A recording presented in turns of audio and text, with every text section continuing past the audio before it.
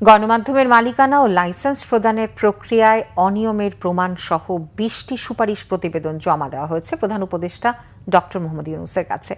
গণমাধ্যম সংস্কার কমিশন প্রতিবেদনে উল্লেখ করা হয়েছে পত্রিকার সার্কুলেশন ও টেলিভিশনের টিআরপি জালিয়াতির কথা। এক ব্যক্তির হাতে একটির বেশি গণমাধ্যমের মালিকানা না দেওয়ারও প্রস্তাব করেছে, যা বাস্তবায়নে সরকারের নির্বাহী আদেশ যথেষ্ট বলেও জানিয়েছেন গণমাধ্যম সংস্কার কমিশনের প্রধান কামাল আহমেদ। রিপোর্ট ফররুখ বাবুর। দেশের সংবাদ মাধ্যমের ভবিষ্যৎ কেমন হবে তা নির্ধারণের জন্য গত বছরের 18 নভেম্বর গঠন হওয়া গণমাধ্যম কমিশন 120 দিনের মধ্যে জমা দিয়েছে তাদের সুপারিশ প্রতিবেদন। স্বাধীন এবং পরিচ্ছন্ন গণমাধ্যম কেমন হবে তার রূপরেখা গঠন করতে ঢাকাসহ 9 জেলায় 1400 জনের মতামত নেয়। শনিবার গণমাধ্যম সংস্কার কমিশন প্রধান উপদেষ্টার কাছে 20টি সুপারিশ প্রতিবেদন জমা দেন।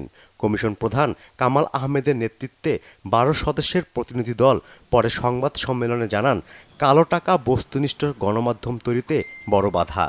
এ সময় গণমাধ্যমের মালিকানা ও লাইসেন্স দেওয়ার নানা অনিয়মের তথ্য জানান।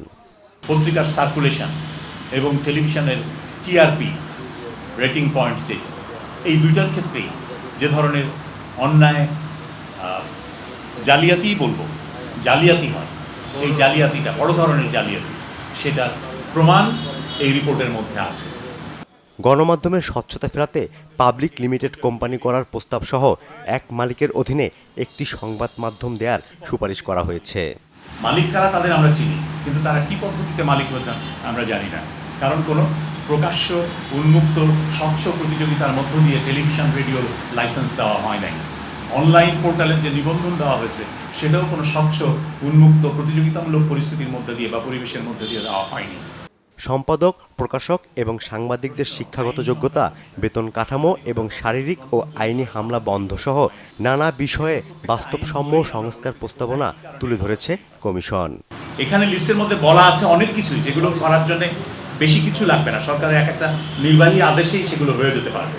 সেগুলোর জন্য কোনো আইন করা লাগবে না, কোনো কনসালটেশনেরও দরকার হবে না, কারণ সেগুলো সব এভিডেন্স বেসড।